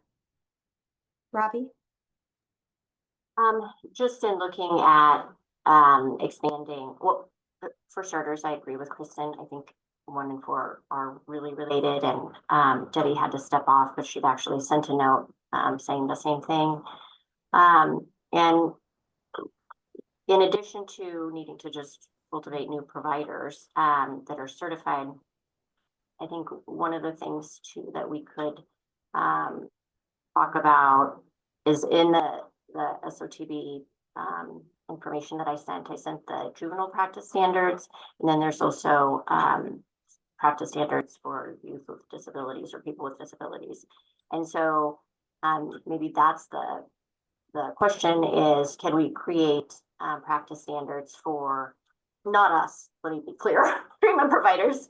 Can Melanie and Jenna take the lead in creating practice standards for children under 12 or the, you know, more typical PSB group?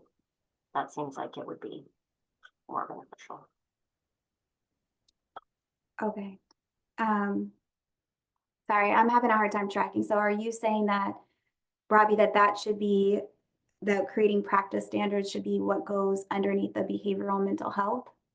That's a recommendation. However, I'm gotcha. not a treatment provider, and we have 2 here that are SOTB certified, and so I would just, you know, defer to them on whether or not that would be beneficial. I mean, Melanie, I know, does work also with the younger population, and it looks very different than the work that she does with the older youth that she serves. And so I'm sure she, you know, and Jenna can speak more to that. But, and maybe, you know, with ATSA, because obviously they can create something. Okay. I appreciate that, Robbie, and I'd be totally excited to sit with Jenna and kind of come up with some practice standards and ideas for 12 and under. Okay. I've noted that. Can we get back to the question that Kristen had about if we should combine the resource cultivation and the mental and behavioral health? I see some head nods. Diane?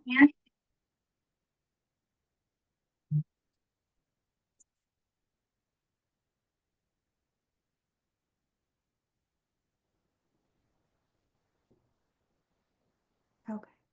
So for right now, we'll combine them because I saw at least 3 head nods. And so we'll reconfigure this. I do want to have us move forward because I know we're running a little over time. But Shannon, is there anything that you wanted to recap?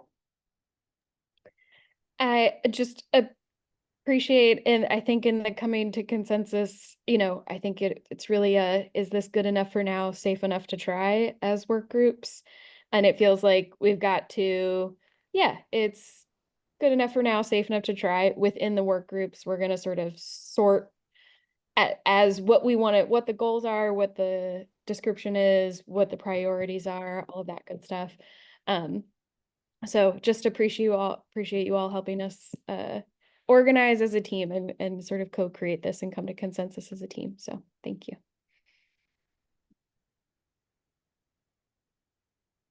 Yeah. All right.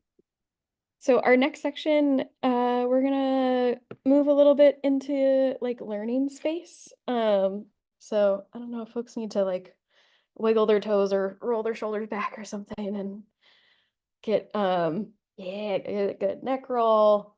So we're gonna spend a little bit of time, as Nish said at the top of the hour, talking a little bit about regrounding in the 4 I's of oppression as a framework and what that means for sort of liberatory design as our work groups, design groups, will start in the beginning of the year. So, and then we are going to spend a little time doing that, and then transitioning to hearing more about healing-centered engagement. So I'm going to throw up there we go, in the on the screen. It is this is in your December briefing that Asha had put in the chat. So really, the 4 eyes of oppression for me is just a framework for understanding sort of the different levels in which like mental models are created and operate, in which those mental models drive how we design programs, the ways that systems and policies and practices and resources flow and all of that kind of stuff. So they really can, these four layers can really create barriers to the like equitable outcomes that we're searching for. So the ideological oppression, it really refers to the system of belief that uphold inequities. And so this is really about racism, sexism, ableism, and this helps in like creating those mental models about sort of deserving or undeserving families and stereotypes that are tied to poverty and race and immigration status. And then there's institutional oppression, which these are some of the institutions we've been talking about: schools, healthcare, child welfare systems that can reinforce these inequities that are start at this sort of like ideological level. So we address these through a bunch of our different programs and policies and practices that we do to try and create more equitable outcomes and really be able to serve families and disrupt those like unintended biases that might happen.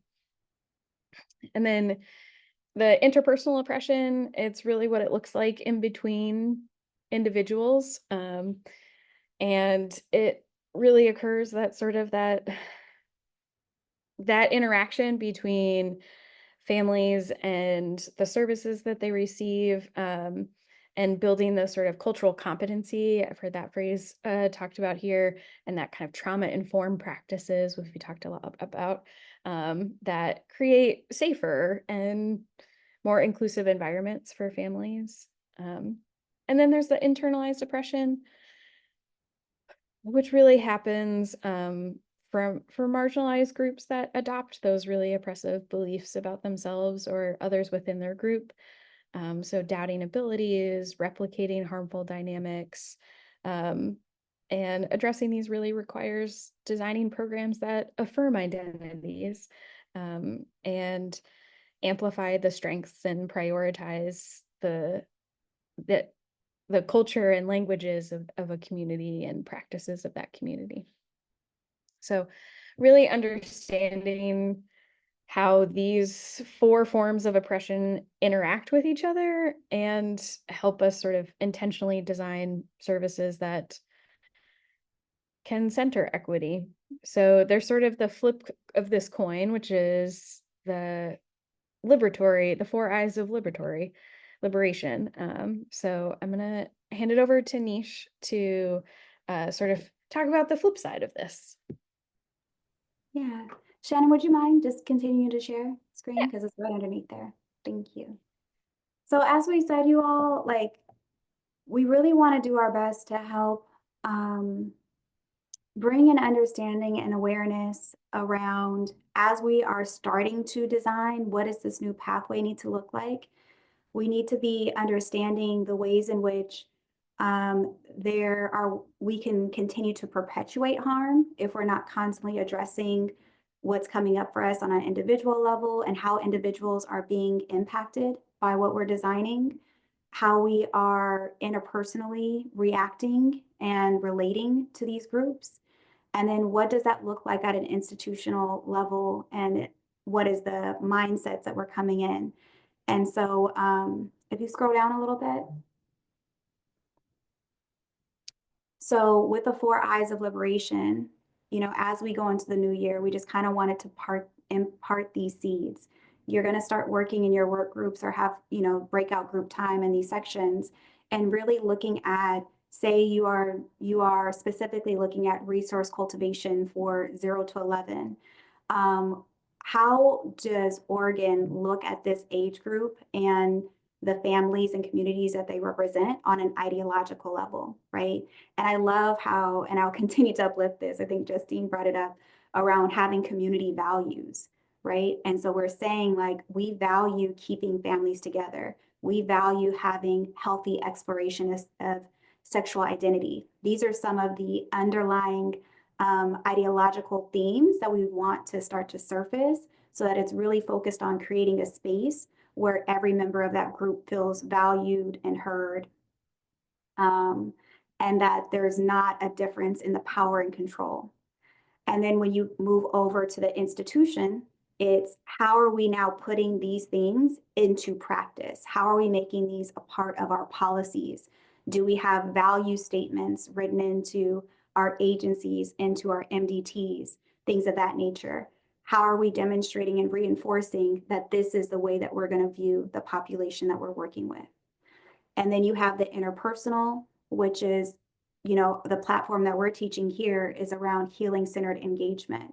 So that means that every time that I'm working across from this young person or from their family, I'm going to be checking and understanding how I'm moving in relation to being present and wanting to cultivate a transformational relationship and really understanding what's underneath and behind their behaviors, all of those different elements. So I'm fully aware of how I'm showing up and how I'm relating and interacting. And so that's when you start to look at the different like trainings and practices that you're putting in place across the board.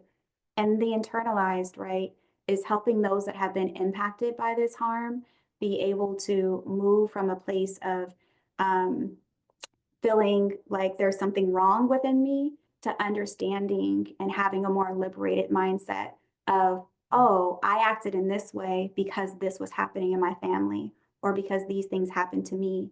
And I now have the space to be able to choose differently.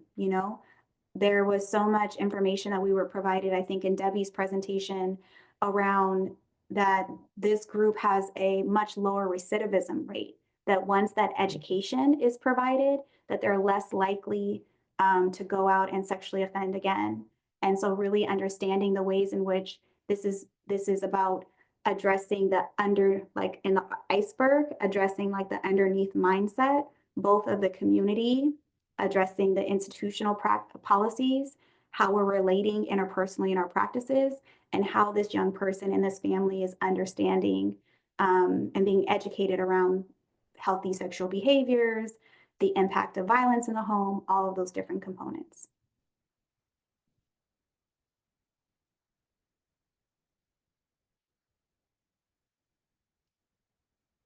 And so we're not going to go into the reflective questions because I want to turn it over to Reese to share a little bit more about the 4 pivots and ways that we can be actively engaged around these.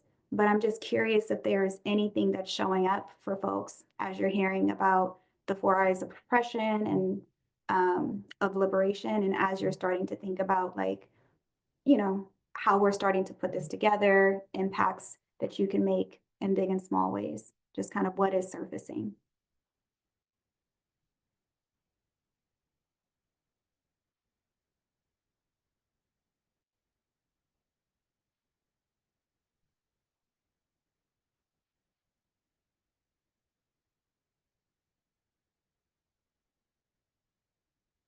I do want to say too, I completely get that we go through a lot of different components in our 3 hours together. So sometimes this is really just to introduce and to just kind of let it sit and marinate. We did put this in the November briefing, but we didn't have time to go over it. So we just wanted to explain it this time around. Sorry about that.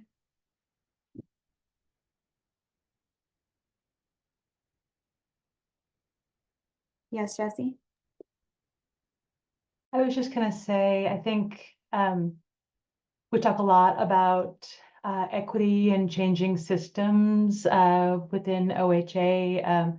We have our goal to eliminate health inequities by 2030 as the OHA's stated goal. I think it is a very admirable and bold goal, and I think I am happy that we have it. And I think that what we find is that systems are very good at perpetuating themselves. And so that doesn't mean that our goal should not be to create a system for children that eliminates all of those oppressive aspects.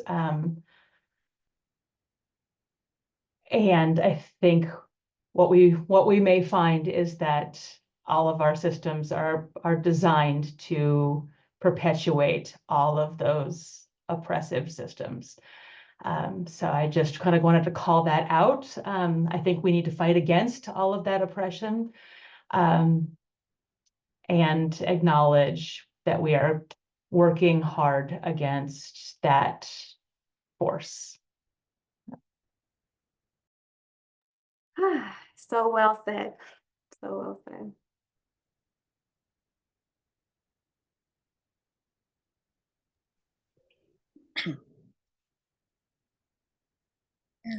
So we're gonna keep going if nobody else has any further reflections on the 4 I's.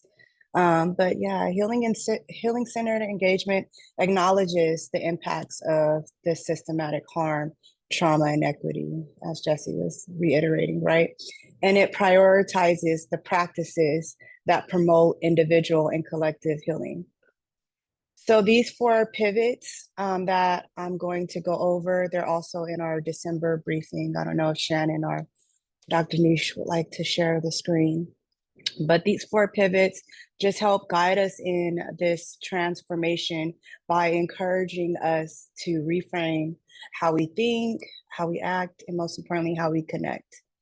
So as we're exploring these 4 pivots of HCE, let's just be mindful of the framework that we want to create, as well as the connection with these pivots. A shift that is intended, right, to transform from more traditional approaches to more holistic, equitable, and trauma-informed. All right. So let's walk through them. The first pivot is a pivot in our awareness, or from lens to mirror. So this pivot encourages us to shift from seeing problems as external challenges, that's our lens, to reflecting inwardly on how our beliefs, our biases, and actions contribute to the situation. A mirror, right? So this is acknowledging our personal biases, cultural assumptions, and power dynamics. So for example, instead of asking why aren't our communities thriving, we're asking how have our current systems and practices contributed to inequity or disconnection, right? So the key takeaway here is that personal and institutional accountability are essential for creating meaningful change. And again, this is just informational, educational right now, and we're gonna move into an activity where we can further reflect. So pivot 2 is a pivot in relationships from being transactional to transformational. This is the pivot that calls us to move beyond these surface level interactions, transactional ones, to fostering deeper and more meaningful relationships with children, families, and systems. And that's the transformational aspect. So instead of us focusing solely on outcomes, here we are calling to prioritize building trust and shared power with communities and families, right? Uplifting their voice, and not just advocating for them, but inviting them into the conversation, right? So the takeaway with Pivot 2 is that transformation happens when we center humanity, connection, and mutual growth. And the third pivot, it calls us to pivot in presence from problem to possibility. So reframes challenges as opportunities for growth and creativity, rather than just like being fixated on problems.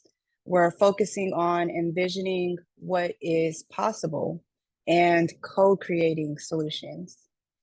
So this is shifting from how do we fix the issue to what possibilities can emerge if we collaborate and innovate together. So the takeaway is that this is a strengths-based approach that inspires hope, resilience, and action. And then the fourth pivot is a call for us to pivot in our vision from a hustle to flow. And this just encourages us to move away from a culture of constant productivity and hustle toward one that values balance and reflection and intentionality, that flow. So this is prioritizing time for rest, mindfulness, healing, alongside all of the good work that we do. So sustainable change requires more slowing down and centering on wellness to have long-term impact. So before we move forward, I just want to summarize the 4 pivots: lens to mirror, transactional to transformational, problem to possibility, and hustle to flow. These challenge us to adopt healing-centered practices that foster equity, resilience, and connection, right? And we definitely need to keep that in mind as we are trying to put something together that doesn't just look good on paper, right? That is really going to benefit these youth and the families.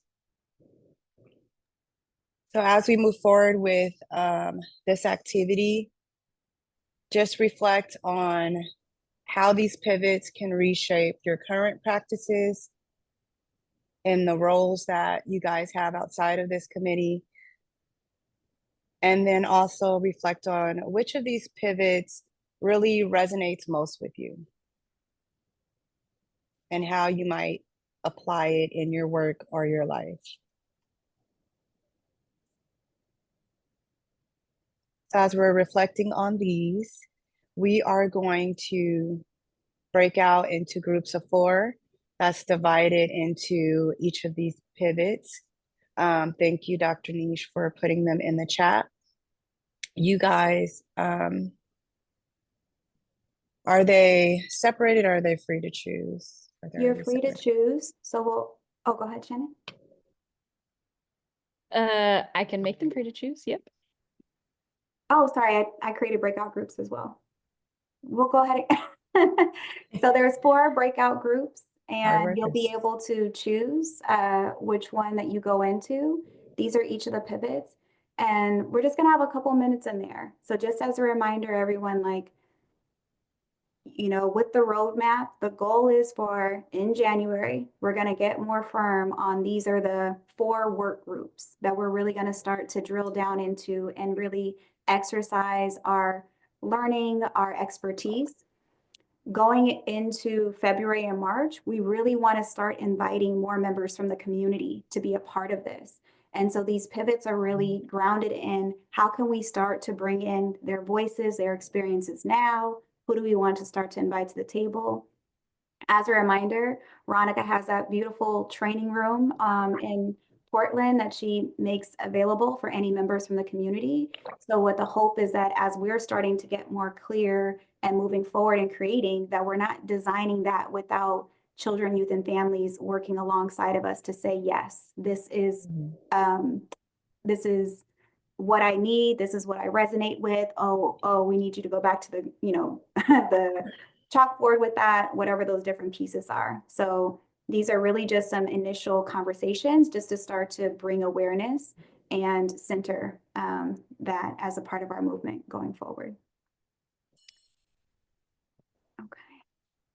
So with that, we're going to go ahead and open up the breakout groups, and you'll have about 15 minutes. Feel free to choose, and when we come back, we'll take a break. And so you can choose which pivot you want to speak to. Which will be awareness, connection, narrative change, or collective power. And you guys will be asked to reflect and act in these groups.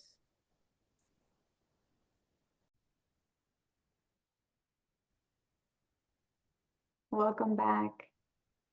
Reese, did you want to debrief to transition us?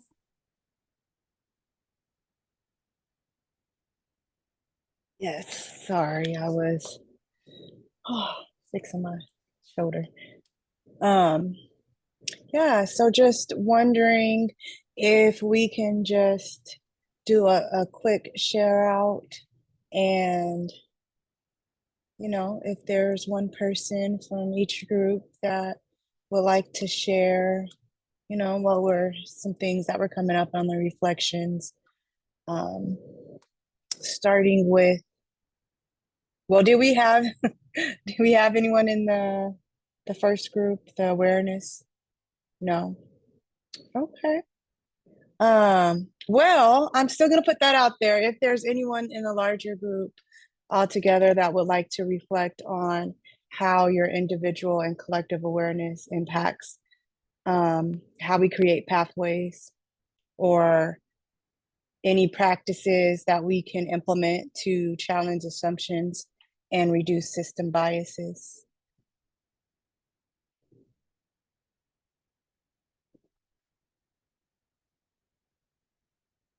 Again, we didn't have anyone in this group, so this is just an open invitation. If anyone would.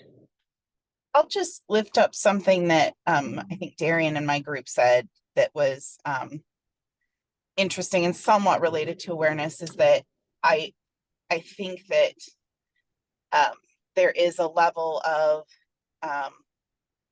awareness that the general population needs about these concerns, and that specifically the individual families in the community, that there are people that care and want to help, and hopefully in the future have services available, but that raising that awareness of kind of, I think, maybe removing the stigma around it, and that there are people that care and support, I think is going to be really critical to the process. Yeah. Thank you for uplifting that. I agree. It's kind of similar to what we were talking about when Debbie joined us in the break while you guys were out. Okay, so what about the second group, connection?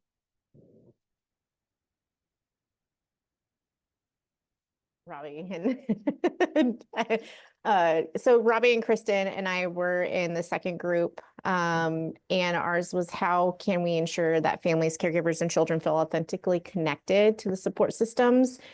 We talked about how we have to have systems in the first place in order to connect them, and that's kind of what we feel the purpose is of this House bill is, and this process is to hopefully develop and get funding for those services and resources for families to be connected to. So that was my big thing, but we need resources to refer and allow caregivers to feel supported. And then once caregivers feel supported, they in turn can have that trickle down to their own children, so that it's supporting the family as a whole and not just addressing what the behaviors are, but address in addition to supporting families with other resources. So it's addressing the whole child and the whole family with a resource and services that are consistent. What strategies to foster trust and relational safety, expertise in this topic, so that there's confidence in the services being provided and policies are being followed. Demonstrating a cooperative approach between all those who surround the child and family with a collaborative approach to assess, again, the whole child. So schools, therapy, maybe DHS is involved, peer mentoring if kiddos sometimes have mentors that they're working with, a church, whatever they feel is their supportive person. And building trust within the partnerships of the system to show parents and caregivers that there is a consistent approach and everybody is on the same page of things instead of multiple big entity systems giving their own opinions and not coming together to support the family and the child so that we can prevent these behaviors in the beginning so that, again, they don't end up on my caseload or Robbie's caseload down the line. But first, we have to have those systems and resources in place, which we don't technically have right now in the state.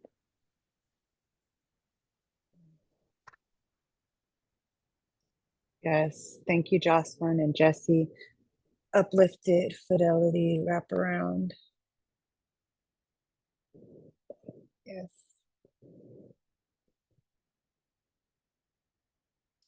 All right, and the third group, narrative change.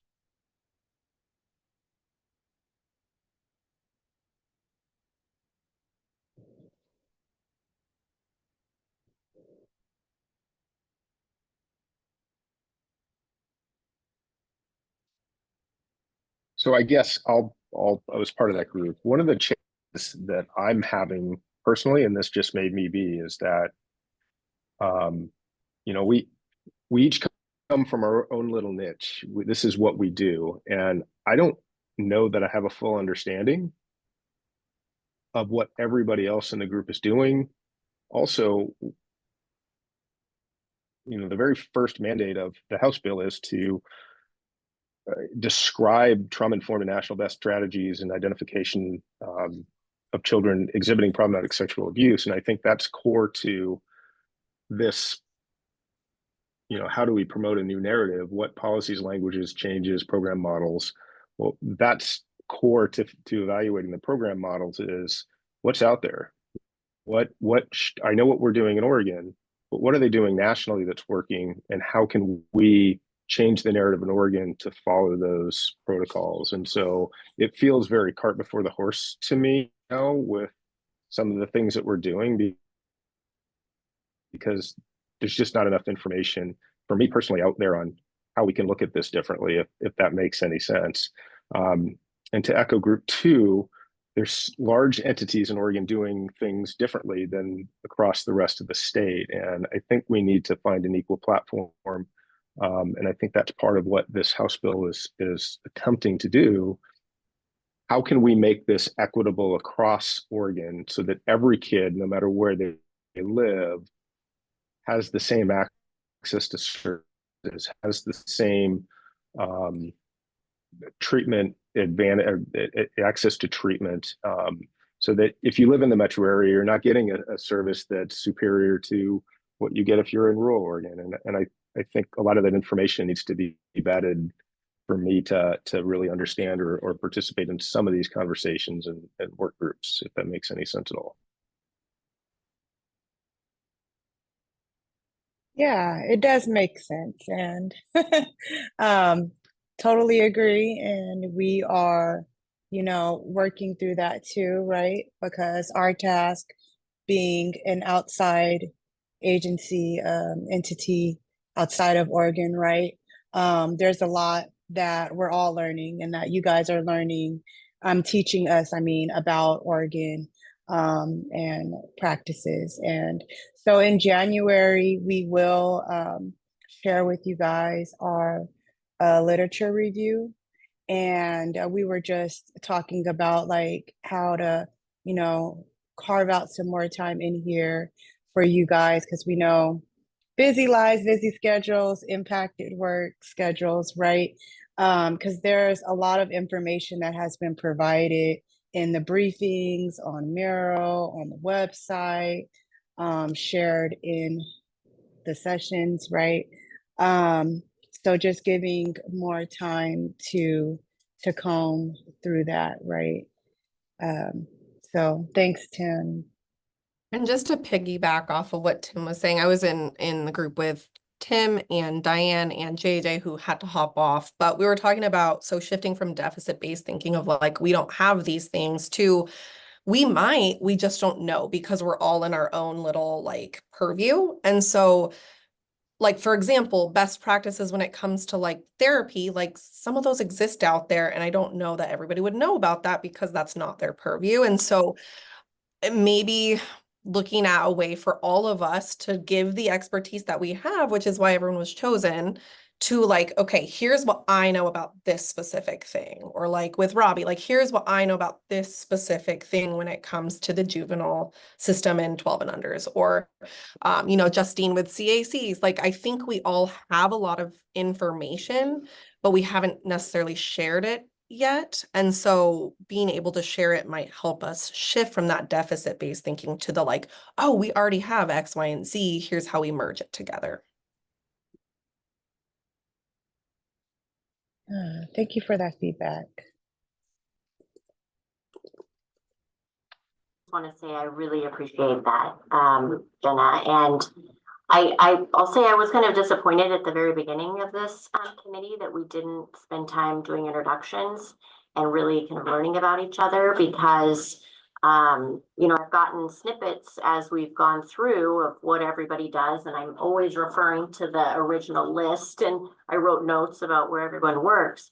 But I think, you know, understanding what services are available. I mean, Debbie is, you know, part of a program that's serving victims and also potentially this population. I mean, this week, actually, I was Googling Justine Kovac to try to figure out what her email was so that I could call her and ask a question about what's going on in Clackamas County because we're trying to create a program, but I only found a phone number. So if we could take some time and really kind of learn about what each other does.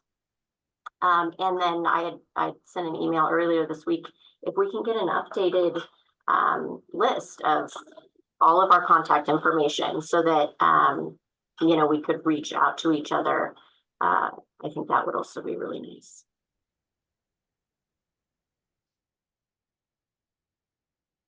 Yes, thank you, Robbie, for sharing. And Justine, thanks for dropping that.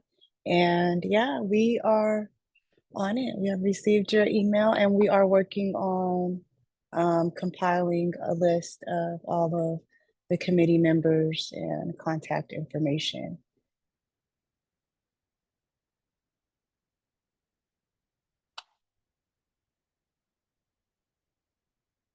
All right, and so and for sake of time, and we did take notes on all of that too, so I don't want you to think that we're rushing over that, but I don't want to keep us over.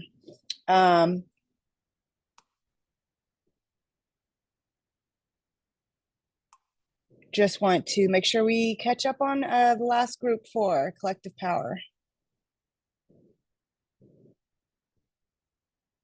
I was taking notes, so I can do my best to kind of summarize as long as my group members correct me if I get anything wrong and also chime in as needed. So I think kind of a general summary, we talked a little bit about just capacity being such a stress as we talk about trying to expand services and get everyone access, which I think we all hold as a value, but then we start to think about what that would mean and how stretched everyone in all the different systems is, and, you know, kind of feeling the overwhelm there. And we talked a little bit about, you know, maybe what that looks like is sort of a menu of options. I love that, you know, like looking at what do we currently have in communities and, you know, how can we lean on what we have available? And then maybe in some places it looks like, you know, schools pick up more of, you know, kind of the carrying the load. And maybe in other places it looks more like, you know, kind of like what Salem's got going or what Clackamas County has going. And, you know, kind of maybe it doesn't have to be sort of a one size fits all kind of thing, but maybe there's kind of a menu of options.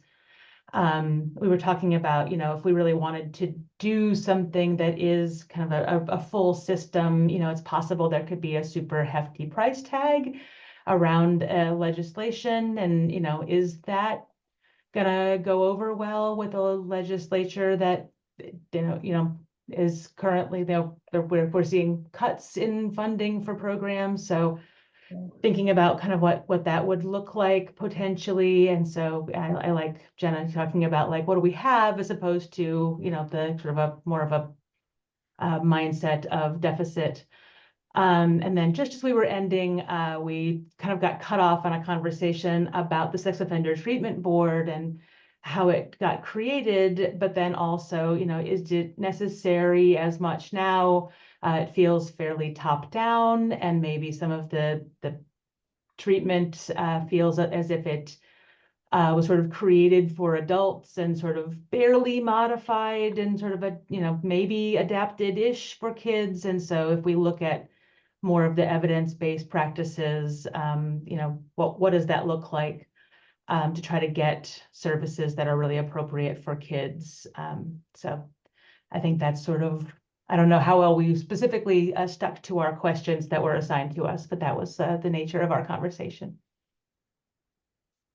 Yeah, no, thank you. I think that in a larger context, right? Like you guys did what you guys were supposed to do, what the activity was intended to do, right? So thank you for that, because like that is what your group was about, right? In collective power, coming together to, you know, discuss and decide like how we can promote shared leadership. And I think that, you know, you just applied it to the goal of the committee and how we can do that. So thank you, Jesse. And thank you, everybody. You know, this activity definitely, you know, stirred up a lot of good conversation and good conversation to end the year out and for us to shift through and start the new year off strong.